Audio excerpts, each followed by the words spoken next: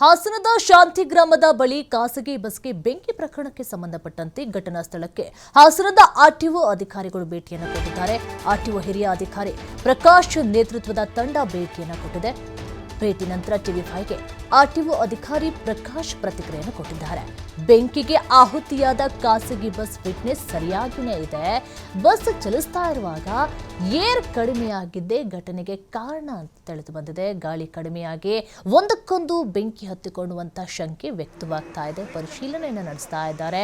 ಚಾಲಕ ನಿರ್ವಾಹಕನ ಸಮಯ ಪ್ರಜ್ಞೆಯಿಂದ 36 ಜನರ ಜೀವ ಉಳಿದಿದೆ. ಟಿವಿ5ಗೆ ಸಾರಿಗೆ ಇಲಾಖೆ ಅಧಿಕಾರಿ ಪ್ರಕಾಶ್ ಹೇಳಿಕೆಯನ್ನು ಕೊಟ್ಟಿದ್ದಾರೆ.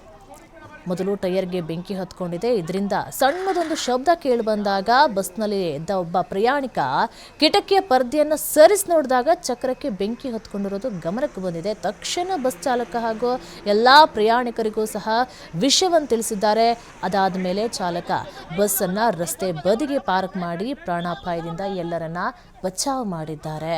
ಪ್ರಯಾಣಿಕರೊಬ್ಬರ ಸಮಯ ಪ್ರಜ್ಞೆಯಿಂದ ನೋಡಿ ಬಸ್ನಲ್ಲಿದ್ದಂಥ 36 ಪ್ರಯಾಣಿಕರು ಪ್ರಾಣಾಪಾಯದಿಂದ ಪಾರಾಗಿದ್ದಾರೆ. ಆದರೆ ಬಸ್ನಲ್ಲಿದ್ದಂಥ ಲಗೇಜು ಹಾಗೂ ಮೊಬೈಲು ಎಲ್ಲ ವಸ್ತುಗಳು ಸಹ ಬೆಂಕಿಗೆ ಆಹುತಿಯಾಗಿದೆ.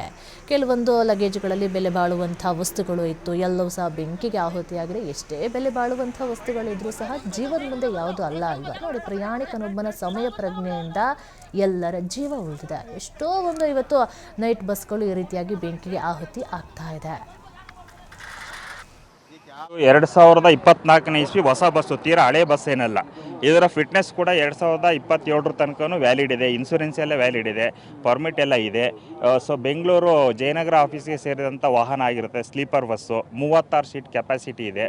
ಸೊ ಈಗಿನ ಒಂದು ಇದು ಮಾಹಿತಿ ಪ್ರಕಾರ, ಕಂಡಕ್ಟರ್ ಮತ್ತು ಡ್ರೈವರ್ ಒಂದು ಮಾಹಿತಿ ಪ್ರಕಾರ ಇದು ಟೈರ್ ಬರ್ಸ್ಟ್ ಆಗಿದೆ ಅಂತ ಹೇಳಿದರೆ, ಟೈರ್ ಏರ್ ಕಡಿಮೆಯಾಗಿ ಅಲ್ಲಿ ಅದು ಒಂದಕ್ಕೊಂದು ರಬ್ಬಾಗಿ ಬೆಂಕಿ ಆಗಿರಬಹುದು ಅಂತೇಳಿ ಸದ್ಯದ ಒಂದು ಮೇಲ್ನೋಟಕ್ಕೆ ನಮಗೆ ಗೊತ್ತಾಗ್ತದೆ. ಇನ್ನೂ ಹೆಚ್ಚಿನ ಒಂದು ತನಿಖೆ ಮಾಡಿದಾಗ ಇದು ಟೆಕ್ನಿಕಲ್ ರೀಸನ್ ಏನು ಅಂತೇಳಿ ಆ ನಂತರ ಗೊತ್ತಾಗುತ್ತೆ.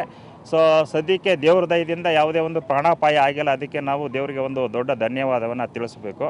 ಏಕೆಂದರೆ ಮನುಷ್ಯನ ಜೀವನ ತುಂಬ ಅಮೂಲ್ಯವಾಗಿರೋದು. ಅಂಥ ಜೀವನ ನಮ್ಮ ಡ್ರೈವರು ಕಂಡಕ್ಟರು ಸಮಯ ಪ್ರಜ್ಞೆಯಿಂದ ಕಾಪಾಡಿದ್ದಾರೆ. ಏನು ದುರಂತ ಆಗಿಲ್ಲ. ಸೊ ಇದ್ರ ಬಗ್ಗೆ ಸುರಕ್ಷತಾ ಕ್ರಮಗಳು ಅಂತೇಳಿ ನಮ್ಮ ಇಲಾಖೆ ವತಿಯಿಂದ ನಮ್ಮ ಸಾರಿಗೆ ಆಯುಕ್ತರ ಒಂದು ಆದೇಶದ ಮೇರೆಗೆ ಎಲ್ಲ ಆಲ್ ಇಂಡಿಯಾ ಪರ್ಮಿಟ್ ಎಲ್ಲ ಪ್ಯಾಸೆಂಜರ್ ವೆಹಿಕಲ್ನ ನಾವು ಈಗಾಗಲೇ ಸುಮಾರು ದಿನಗಳಿಂದ ಸುರಕ್ಷತಾ ನಿಯಮವನ್ನು ಕಡ್ಡಾಯವಾಗಿ ಪಾಲಿಸಬೇಕು ಅಂತೇಳಿ ಎನ್ಫೋರ್ಸ್ಮೆಂಟ್ ಮಾಡ್ತಾನೆ ಬರ್ತಿದ್ದೀವಿ. ಇವಾಗ ಲಗೇಜ್ ಕ್ಯಾರಿ ಇರ್ಬೋದು, ಏಣಿ ಇರ್ಬೋದು, ಅವೆಲ್ಲ ತೆಗೆಸ್ತಾ ಇದ್ದೀವಿ. ಎಲ್ಲ ಎಮರ್ಜೆನ್ಸಿ ಡೋರ್ ಕೂಡ ನಾವು ಇನ್ಸಿಸ್ಟ್ ಮಾಡಿದ್ದೀವಿ. ಕೆಲವೊಂದು ಸರಿ ಟೆಕ್ನಿಕಲ್ ಪ್ರಾಬ್ಲಮ್ ಅಂತ ಬಂದಾಗ ಸೊ ಚಾಲಕರ ಮತ್ತು ಅದು ಯಾರನ್ನು ವಾಹನ ಉಪಯೋಗಿಸ್ತಾ ಇರ್ತಾರೆ ಅವರೊಂದು ಸಮಯ ಪ್ರಜ್ಞೆ ವೆರಿ ವೆರಿ ಇಂಪಾರ್ಟೆಂಟು. ನಮಗೆ ಈ ಲಭ್ಯವಿರುವಂಥ ಮಾಹಿತಿ ಪ್ರಕಾರ ಇದು ನಾಗಾಲ್ಯಾಂಡ್ ರಿಜಿಸ್ಟರ್ ಆದರೂ ಕೂಡ ಬೆಂಗಳೂರು ಸೌತ್ ಜಯನಗರ ಕಚೇರಿಗೆ ಇದು ವರ್ಗಾವಣೆ ಆಗಿದೆ ಅಂತೇಳಿ ಈಗ ಲಭ್ಯವಿರುವಂಥ ಒಂದು ದಾಖಲಾತಿ ಪ್ರಕಾರ ತಿಳಿದು ಬರ್ತಾ ಇದೆ. ನೋಡೋಣ, ಮುಂದಿನ ಎಲ್ಲ ದಾಖಲಾತಿಗಳನ್ನು ಪರಿಶೀಲಿಸ್ತೀವಿ.